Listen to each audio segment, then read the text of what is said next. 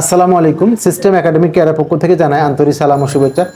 আমি শুরু করব নবম শ্রেণী গণিত 2024 সাল নতুন বই সপ্তম অধ্যায় কৌণিক দূরত্ব পরিমাপের ত্রিকোণমিতির 8 নম্বর কোশ্চেনের সমাধান। এখানে দেওয়া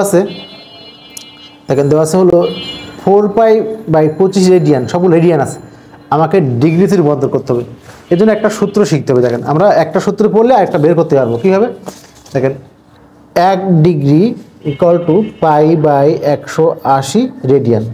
এটা কি করতে পারি, বা 1 ডিগ্রি এখানে থাকলো, এখানে π/180টাকে আমরা ইন্টু 1 রেডিয়ান করতে পারবো।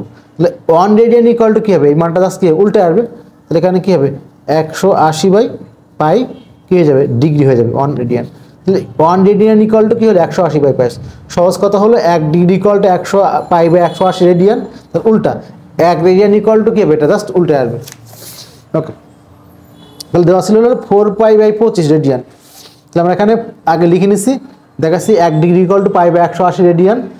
1 ডিগ্রি হলো π/180 রেডিয়ান। এটাকে আমরা ইন্টু 1 রেডিয়ান আলাদা করতে পারি।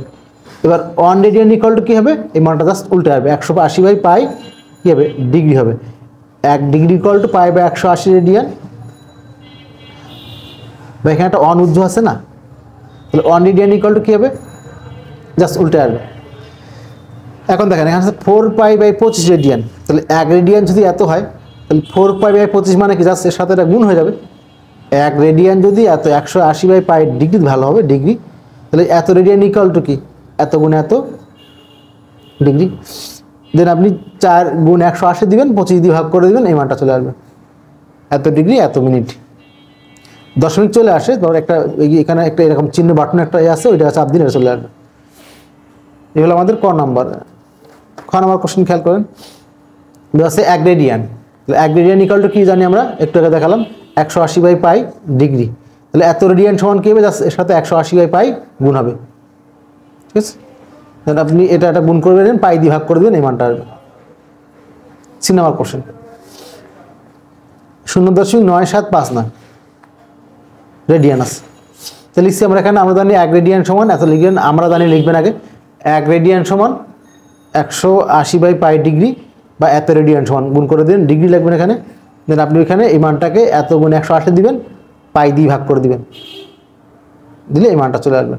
এখানে নর্মালি দশমিক আসে, বাট এখানে যে ক্যালকুলেটরের বাম দিকে যে এরকম চিহ্ন একটা আছে না, এটা চাপ দিলে পরে এই মানটা আসবে। ক্যালকুলেটরটা আমার কাছে এখন নাই, এই জন্য দেখাতে পারলাম না। এগুলো আমাদের এই মানটি। আশা করি বুঝতে পারছেন।